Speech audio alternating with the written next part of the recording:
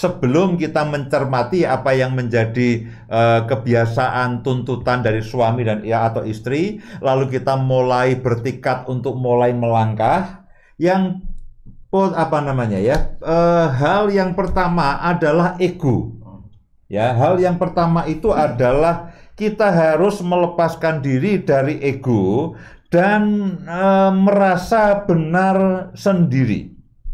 Nah, saya akan terangkan sedikit pengertian mengenai ego ya. Semua orang saya rasa tahulah. Ego itu bicara mengenai aku, ya, mengenai saya. Konsep tentang aku itulah ego ya. Persepsi tentang saya ya, tentang kita itulah ego yang akhirnya mempengaruhi keyakinan diri kita.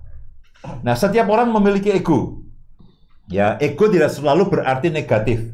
Ya, orang kalau bagaimana mengelola egonya baik, orang itu bisa menjadi prestasi. Ya, tetapi kalau orang itu lalu lebih mementingkan kepada dirinya sendiri, lalu orang itu bersikap egois, hanya memikirkan, mengutamakan akan semua keinginannya sendiri, ketika ego menjadi egois, nah itulah yang menjadi masalah. Ya, ketika suami menjadi egois, ketika istri menjadi egois, nah itulah yang menjadi masalah. Nah, orang yang egois itu begini, dia akan mempedulikan dirinya sendiri secara berlebihan dan mengabaikan kebutuhan orang lain. Itu orang yang egois ya. Dalam bahasa populernya, orang yang egois itu dia mempedulikan kepentingannya sendiri jauh lebih besar dibandingkan dengan kepentingan orang lain. Nah, Bapak Ibu bisa bayangkan kalau dalam keluarga suami istri itu bersikap egois, lalu apa yang terjadi? Masing-masing hanya mementingkan diri sendiri. Ya, ingat, egoisme itu merusak hubungan suami istri di rumah tangga.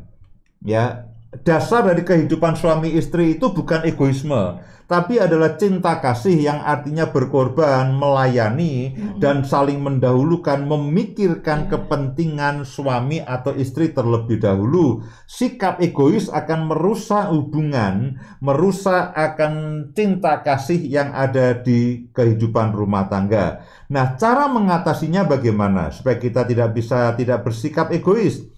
Yang pertama adalah kenali sumbernya. Ya, biasanya orang yang egois itu merasa tidak aman. Ya, dia merasa tidak diperhatikan, merasa takut tersaingi, merasa kalah dan sebagainya. Jadi dia merasa tidak aman. Ya. Lalu yang kedua, mulai pikirkanlah orang lain, tumbuhkan rasa empati.